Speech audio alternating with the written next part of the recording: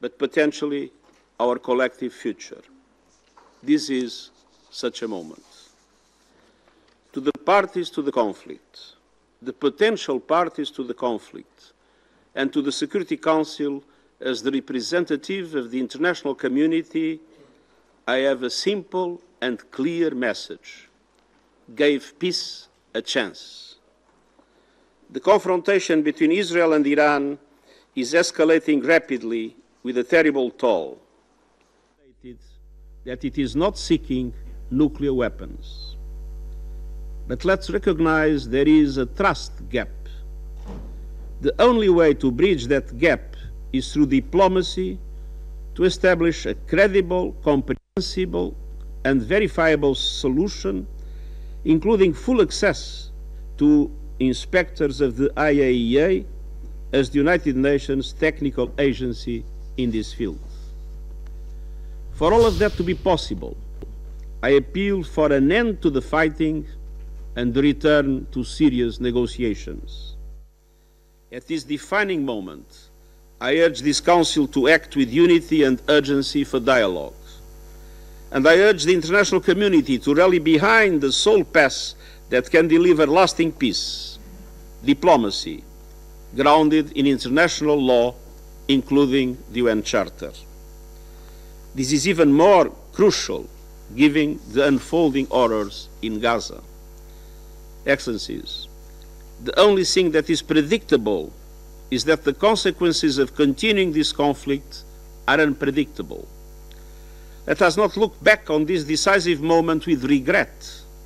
Let us act responsibly and together to pull the region and our world back from the brink. Thank you. I thank the Secretary General for his remarks. I now give the floor to Ms. Rosemarie DiCarlo. Thank you, Madam President. We meet as the scope and scale of attacks in Iran and Israel continue to widen, with grave consequences for civilians in both countries. In Iran, Israel claims to have targeted over 100 military sites and nuclear facilities, including the Kermanshah missile base, the Natanz and Isfahan nuclear facilities, and the Kondab, former Iraq, heavy water reactor. At the same time, government buildings, homes, and residential neighborhoods, factories, hospitals, airports, and refineries have been stuck in and around Tehran, Isfahan, Tabriz, Avaz, and among many other cities. The bombing on 17 June of Iran's state-run television channel during a live broadcast marked a chilling moment. Residents of Tehran and other cities have received warnings to evacuate on more than one occasion. Iran has closed its airspace until further notice and has shut some border crossings. In Israel, residential neighborhoods and essential infrastructure have been hit throughout the country, notably in Tel Aviv, Haifa, Bat Yam, Dimona, Petah Tikva, and Eilat. Several civilian sites have been directly impacted by Iran's airstrikes, including the Weizmann Research Institute in Rehovot, the Bazan Petrochemical Complex in Haifa, and yesterday, the Soroka Medical Center in Beersheba. A state of national emergency remains in place, with severe restrictions on air travel. Several areas in the occupied West Bank have also been impacted, and checkpoints and road closures are impacting movement, especially for Palestinians. Throughout the region, airspace remains severely constrained by these exchanges, not only within Iran and Israel, but also throughout Syria, Jordan, Lebanon, Iraq, and beyond. The intensifying cycle of attacks and counterattacks has resulted in hundreds of civilian casualties, including fatalities in both Iran and Israel. According to Iran's Ministry of Health, as of 19 June, 224 people had been killed and more than 2,500 others injured in Israeli strikes across Iran. The Health Ministry added that 90% of the victims were civilians. Other estimates, based on local non-governmental organizations and human rights groups, suggest the death toll is at least double the official figure.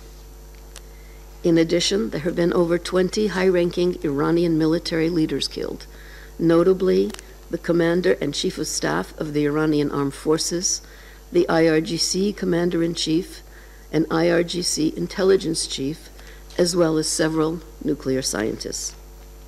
We've also received reports of significant displacement out of Tehran, a city of over 12 million residents, resulting in massive traffic jams. Fuel shortages are leading to long queues at patrol stations, sometimes for over 5 hours, further hampering movement.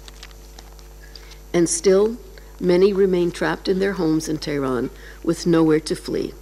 In the absence of bomb shelters on air raid sirens in the city and widespread internet blackouts, further strikes are bound to harm more civilians. In Israel, the Office of the Prime Minister stated that, as of 19 June, Iran's strikes have killed 24 people and injured 915 others, the vast majority civilians. The strikes have also damaged homes, leading to the displacement of Israelis. Madam President, we are teetering on the edge of a full-blown conflict and a humanitarian crisis. International humanitarian law must be respected, including the principles of distinction, proportionality, and precaution in attack. Attacks directed against civilians and civilian objects and indiscriminate attacks are strictly prohibited. Medical personnel and medical facilities, including hospitals, must be respected and protected. We are witnessing in real time the impact of the conflict regionally, with missile launches by the Houthis in Yemen toward Israel and heightened tensions involving armed groups in Iraq. With each passing day of fighting, the danger, particularly for civilians, grows. Interceptions and explosives falling short have been reported over Lebanon, Jordan, Iraq, and Syria, sending debris into populated areas, sowing fear and uncertainty. Any further expansion of the conflict could have enormous consequences for the region and for international peace and security at large. The fallout of the conflict is also economic. We cannot discount the global impact of a potential disruption of trade through the Strait of Hormuz, described by the World Bank as the world's most critical oil passageway. Trade through this vital route has already fallen by 15% amid heightened tensions starting in late 2023. Madam President, International Atomic Energy Agency Director General Grossi will address this council shortly. Allow me at this juncture to express our appreciation to the IAEA and its staff still on the ground in Iran. We also convey our deepest gratitude to our colleagues who have continued to stay and deliver. At the center of the ongoing conflict are concerns about Iran's nuclear program. As the Secretary General has stated, the best way to address these concerns is through dialogue leading to a negotiated solution. But the window to prevent a catastrophic escalation and achieve a peaceful resolution has not yet closed, as demonstrated by positive recent openings for diplomacy. We welcome in this regard the talks between the foreign ministers of France, Germany, the United Kingdom, and Iran in Geneva today. We strongly encourage such efforts. We must pursue every possible opportunity to de-escalate, to cease the hostilities, to settle disputes by peaceful means. The charter that binds all of us mandates it. The imperative for diplomacy has seldom been greater. Thank you, Madam President. I thank Ms. DiCarlo for her briefing, and I now give the floor to Mr. Rafael Mariano Grossi. Thank you very much, Madam President, dear Secretary General, dear Madam Undersecretary General, dear friends. Attacks on nuclear sites in the Islamic Republic of Iran have caused a sharp degradation in nuclear safety and security in Iran. Though they have not so far led to a radiological release affecting the public, there is a danger this could occur. The IAEA has been monitoring closely the situation at Iran's nuclear sites since Israel began its attacks a week ago. As part of its mission, the IAEA is the global nerve center for information on nuclear and radiological safety, and we can respond to any nuclear or radiological emergency. Based on information available to the IAEA, the following is the current situation at Iran's nuclear sites, which I offer as a follow-up to my most recent report to this Security Council. The Natanz enrichment site contains two facilities. The first is the main fuel enrichment plant. The initial attacks on the 13th of June targeted and destroyed electricity infrastructure at the facility, including an electrical substation, the main electric power supply building, an emergency power supply, and backup generators. On the same day, the main cascade hall appears to have been attacked using ground-penetrating munitions. Second facility at Natanz is the pilot fuel enrichment plant. It consists of above-ground and underground cascade halls. On the 13th of June, the above-ground part was functionally destroyed, and the strikes on the underground cascade halls were seriously damaging. The level of radioactivity outside the Natanz site has remained unchanged and at normal levels, indicating no external radiological impact on the population or the environment there. However, within the Natanz facility, there is both radiological and chemical contamination. It is possible that uranium isotopes contained in uranium hexafluoride, uranyl fluoride, and hydrogen fluoride are dispersed inside the facility. The radiation, primarily consisting of alpha particles, poses a significant danger if inhaled or digested. This risk can be effectively managed with appropriate protective measures, such as using respiratory devices. The main concern inside the facility is chemical toxicity. Fordow is Iran's main enrichment location for enriching uranium at 60%. The agency is not aware of any damage at Fordow at this time. At the Esfahan nuclear site, 4 buildings were damaged in last Friday's attack: the Central Chemical Laboratory, a uranium conversion plant, the Tehran reactor fuel manufacturing plant, and the enriched uranium metal processing facility, which was under construction.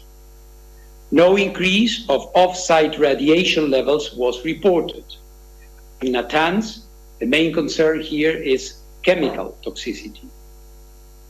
The Condab heavy water research reactor under construction in Arak was hit on the 19th of June. As the reactor was not operational and it did not contain any nuclear material, no radiological consequence is expected. The nearby heavy water production plant is also assessed to have been hit, and similarly, no radiological consequence is expected. As stated in the IAEA's update of 18th June, at the Tehran Research Center, 1 building where advanced centrifuge rotors were manufactured and tested was hit. At the Karaj workshop, 2 buildings where different centrifuge components were manufactured were destroyed. There was no radiological impact internally or externally. Let me now refer to the Bushehr nuclear power plant. This is the nuclear site in Iran where the consequences of an attack could be most serious. It is an operating nuclear power plant, and as such, it hosts thousands of kilograms of nuclear material. Countries of the region have reached out directly to me over the past few hours to express their concerns, and I want to make it absolutely and completely clear. In case of an attack on the Bushehr nuclear power plant, a direct hit would result in a very high release of radioactivity to the environment. Similarly, a hit that disabled the only 2 lines supplying electrical power to the plant could cause its reactor's core to melt, which could result in a high release of radioactivity to the environment. In the worst case, both scenarios would necessitate protective actions, such as evacuations and sheltering of the population, or the need to take stable iodine with a reach extending to distances from a few to several hundred kilometers. Radiation monitoring would need to cover distances of several hundred kilometers, and food restrictions may need to be implemented. Any action against the Tehran nuclear research reactor could also have severe consequences, potentially for large areas of the city of Tehran and its inhabitants. In such a case, protective actions would need to be taken. I continue to provide public updates about the developments at all these sites and their possible health and environmental consequences. The agency is, as Madam Undersecretary have kindly reminded, is and will remain present in Iran, and inspections there will resume as required by Iran's safeguards obligations under its NPT safeguards agreement as soon as safety and security conditions allow. In this context, let me restate that the safety of our inspectors is of utmost importance. The host country has a responsibility in this regard, and we expect every effort to be made to ensure that their security and their communication lines with the IAEA headquarters will be maintained. As stated in my most recent report to the agency's Board of Governors, and based on inspections conducted at the relevant facilities since then, Iran's uranium stockpiles remain under safeguards in accordance with Iran's comprehensive safeguards agreement. You may recall that more than 400 kilograms of this stockpile is uranium enriched up to 60% of uranium-235. It is essential that the agency resumes inspections as soon as possible to provide credible assurances that none of it has been diverted. Importantly, any special measures by Iran to protect its nuclear material and equipment must be done in accordance with Iran's safeguards obligation and the agency. Therefore, it is of paramount importance that the agency's inspectors are allowed to verify that all relevant materials, especially those enriched to 60%, are accounted for. Beyond the potential radiological risks, attacks on such materials would make this effort, of course, more difficult. Madam President, the IAEA has consistently underlined, as stated in its General Conference resolutions, that armed attacks on nuclear facilities should never take place and could result in radioactive releases with grave consequences within and beyond the boundaries of the state which has been attacked. I therefore, again, call on maximum restraint. Military escalation threatens lives and delays indispensable work towards a diplomatic solution for the long-term assurance that Iran does not acquire a nuclear weapon. Madam President, the presence, support, analysis and inspections of technical experts are crucial to mitigating risks to nuclear safety and security. That is true during peacetime and even more so during military conflict. For the second time in 3 years, we are witnessing a dramatic conflict between two UN and IAEA member states in which nuclear installations are coming under fire and nuclear safety is being compromised. The IAEA, just as has been the case with the military conflict between the Russian Federation and Ukraine, will not stand idle during this conflict. As I stated in this chamber just a few days ago, I am ready to travel immediately and to engage with all relevant parties to help ensure the protection of nuclear facilities and the continued peaceful use of nuclear technology in accordance with the agency mandate, including by deploying agency nuclear safety and security experts, in addition to our safeguards inspectors in Iran, wherever necessary. For the IAEA to act, a constructive professional dialogue is needed. I urge the members of this council to support us in making it happen sooner rather than later. The IAEA must receive timely and regular technical information about affected nuclear facilities and their respective sites. I urge in this regard the Iranian regulatory authorities to continue a constructive dialogue with the IAEA Incident and Emergency Center, which has been operating 24/7 since the beginning of this conflict. Nuclear facilities and material must not be shrouded by the fog of war. Yesterday, there was an incorrect statement to the media by an Israeli military official that the Bushehr nuclear power plant had been attacked. Though the mistake was quickly identified and the statement retracted, the situation underscored the vital need for clear and accurate communication, and the agency's unique role in providing it in a technically accurate and politically impartial way is obvious. Let me conclude by assuring the international community of the IAEA's continued support at this very grave time. A diplomatic solution is within reach if the necessary political will is there. Elements for an agreement have been discussed. The IAEA can guarantee through a watertight inspection system that nuclear weapons will not be developed in Iran. They can form the basis of a long-standing agreement that brings peace and avoids a nuclear crisis in the Middle East. This opportunity should not be missed.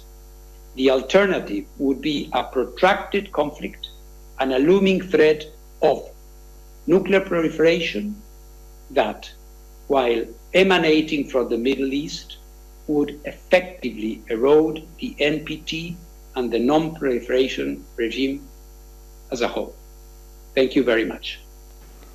I thank Mr. Grossi for his briefing. I now give the floor to those council members who wish to make statements. I give the floor to the representative of China. Thank you, President. President, I thank you for convening this emergency open meeting. I thank Secretary General Guterres for his statement and support his call for an end to the fighting and the return to diplomatic negotiations.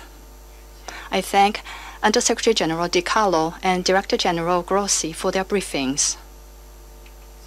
As the Israel-Iran military conflict enters its 8th day, it is distressing to note that it has resulted in a large number of civilian casualties and damage to facilities on both sides. If the conflict escalates further, not only will both sides suffer greater losses, but the regional countries will also be severely affected. Israel's actions violate international law and the norms of international relations, jeopardize sovereignty and security of Iran, and undermine regional peace and stability.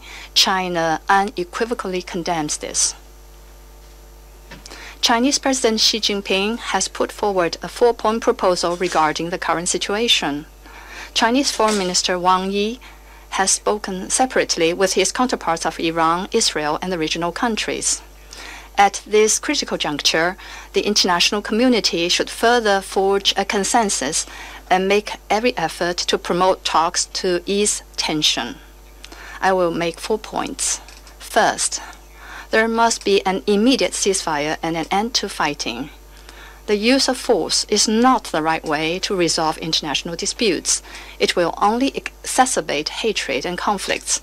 The sooner a ceasefire is put in place, the less damage will be done. The situation in the region cannot be allowed to slide into an unknown abyss.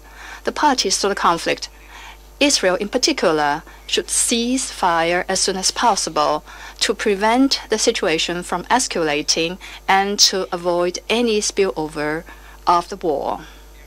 Second, the safety of civilians must be ensured.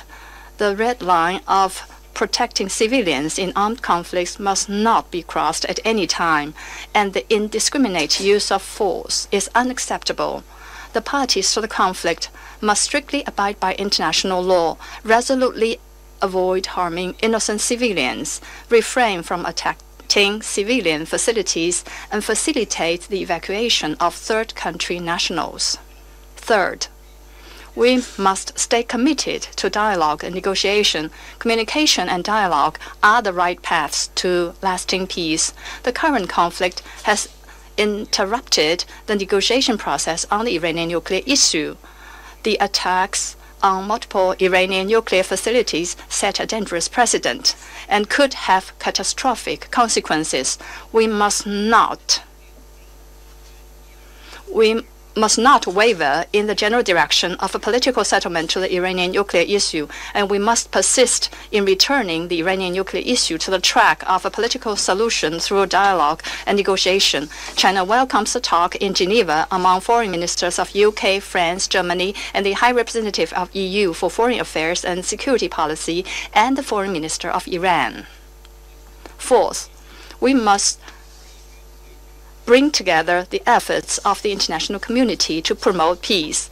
Without stability in the Middle East, peace in the world would be elusive.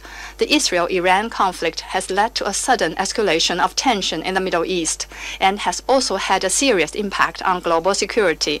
Recently, 21 Arab and Islamic countries issued a joint statement of foreign ministers calling for a ceasefire, resuming talks on the Iranian nuclear issue, and maintaining lasting peace in the region, which China fully supports.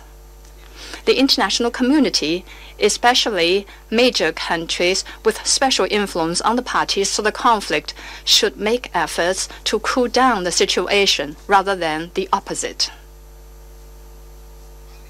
The Security Council, as the primary body responsible for maintaining international peace and security, should play a greater role in this regard.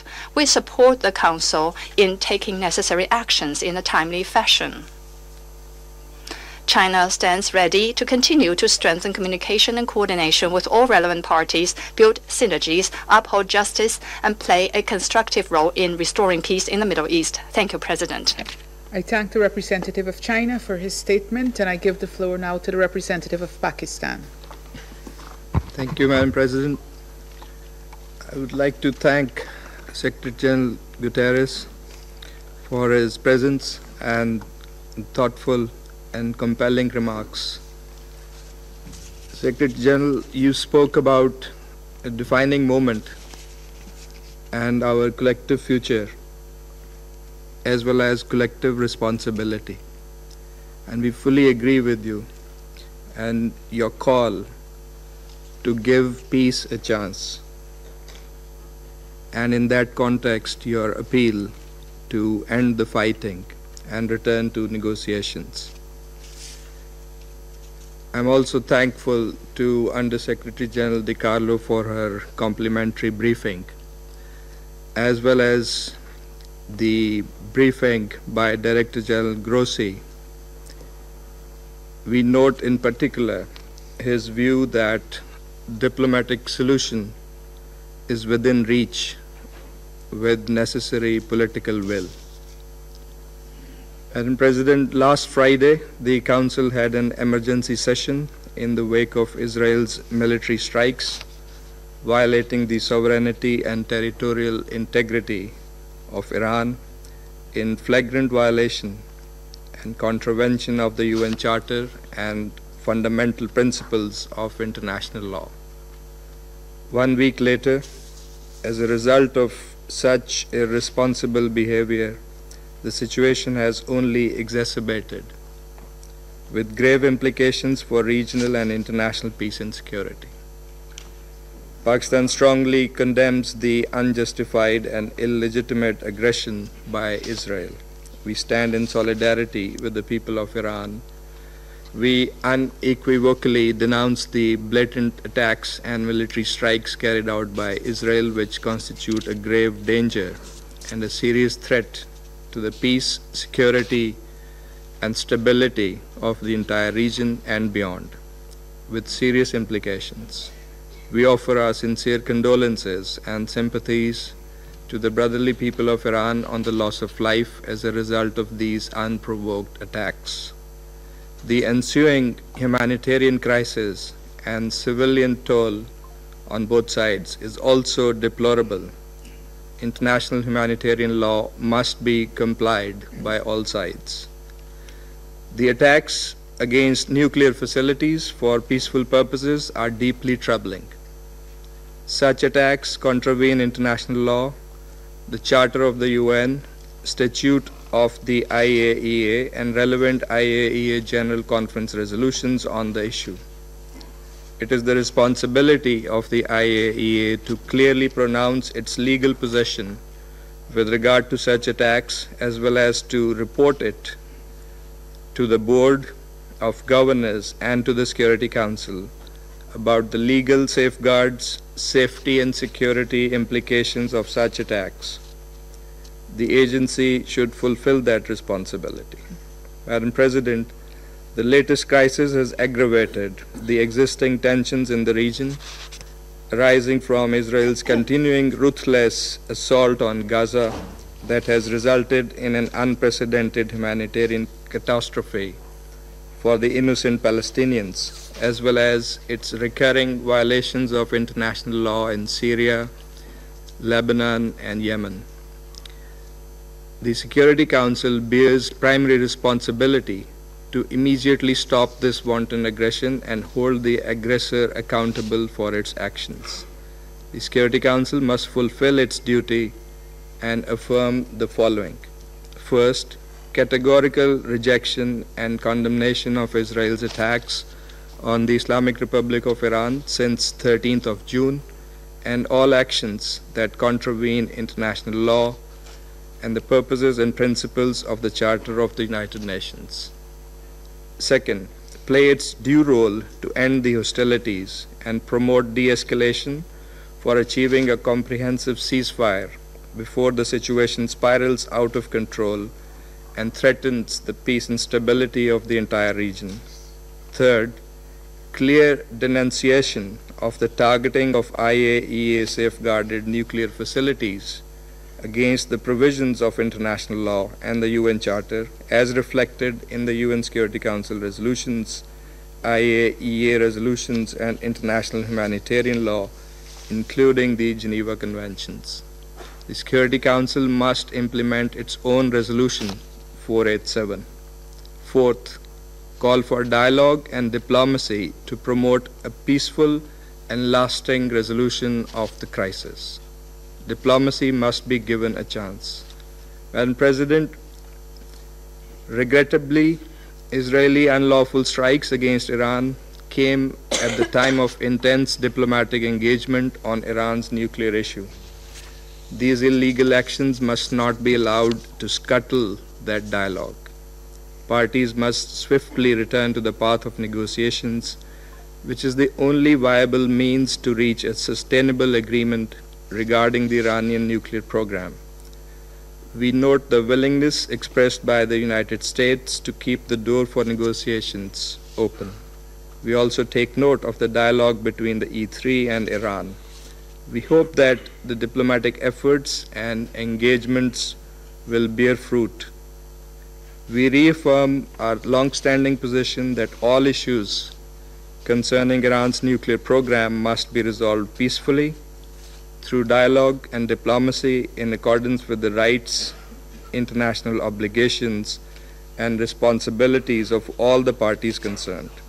At the same time, verification activities by the IAEA as the competent international technical organization mandated to implement respective safeguards obligations should continue unimpeded.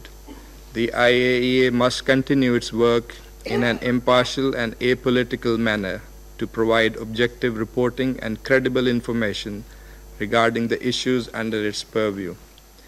Madam President, this is a critical moment. The Security Council must fulfill its responsibility and facilitate peaceful resolution of disputes. Military means and coercion cannot bring about a lasting settlement. Dialogue and diplomacy, in full adherence to the principles of international law and the UN Charter, remain the only viable path to resolving this crisis. This Council must therefore unite in support of the Secretary General's call for end to fighting and return to negotiations and dialogue. I thank you. I thank the representative of Pakistan for his statement, and I give the floor to the representative of the Russian Federation. Madam President, we are grateful to the Guianan presidency for the prompt response to the request from Russia, China, Pakistan, and Algeria to convene this meeting. We thank the UN Secretary General for his opening remarks, as well as the Undersecretary General for Political and Peacebuilding Affairs and the Director of the IAEA for their briefings. Madam President, exactly a week has elapsed since the start of the escalation of the Iran-Israeli conflict, which the Security Council discussed on the 13th of June. In this time, the world has been flooded with images depicting the night skies over Tel Aviv and Tehran and other cities lit up with explosions of tens and hundreds of rockets. The apocalyptic predictions have become a reality. People in both countries have been forced to take shelter in hideouts. With each passing day, the list of civilian casualties on both sides lengthens. As a result of the closure of the airspace in the region, many third country civilians have become entrapped, and they are striving to find a way home. The Iranian peaceful civilian nuclear facilities continue to be targeted, and this is liable to plunge us into a hitherto unseen nuclear catastrophe. The UN Security Council, the principal body for the maintenance of international peace and security, cannot shirk its responsibility and must provide an objective assessment of the situation and to devise an appropriate solution or decision. We cannot deny the obvious facts. It is indeed Israel which attacked Iran on the eve of the latest planned round of indirect talks between Washington and Tehran. Thereby, West Jerusalem not only demonstrated blatant disregard for the efforts that have been undertaken to seek a diplomatic solution to issues around the Iranian nuclear program, but also demonstrated contempt for its key ally, the United States, which up until recently had been declaring an intent to reach a compromise solution on this matter.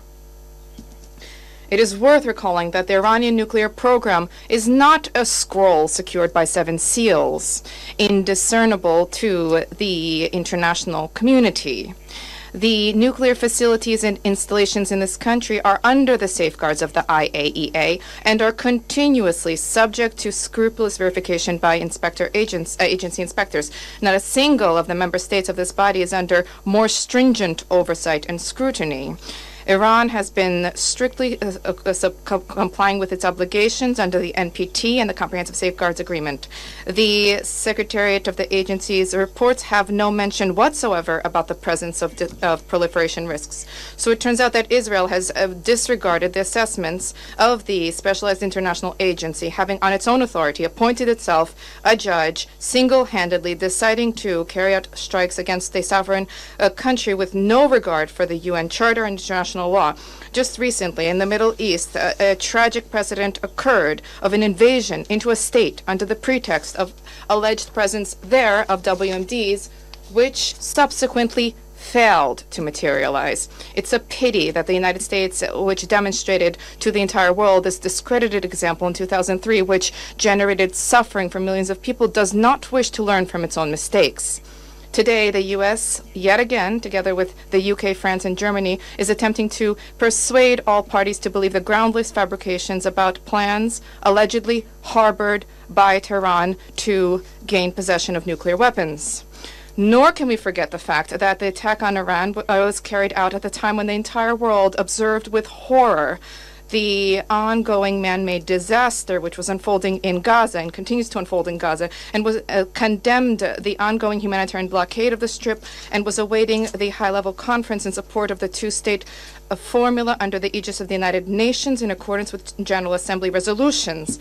Instead of reverting back to the sole possible negotiated peaceful settlement in Palestine, Israeli military political leadership raised the stakes and expanded the geography of the conflict in the region. Perhaps the Western Jerusalem's calculations also are to have the new military misadventure detract the international community's attention away from the crimes perpetrated by Tzahal in Gaza and the West Bank.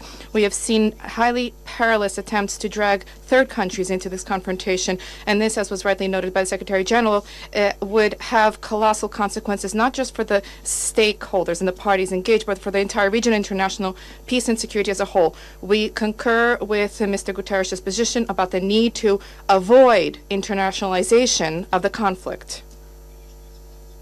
Madam President, the present escalation around Iran did not start yesterday. Having attacked the country, Israel first received a direct pass from a host of Western states. The rhetoric uttered by British, French, and German diplomats in the lofty chambers of the UN Security Council and the IAEA Board of Governors are equally dangerous, just as dangerous as the deadliest weaponry.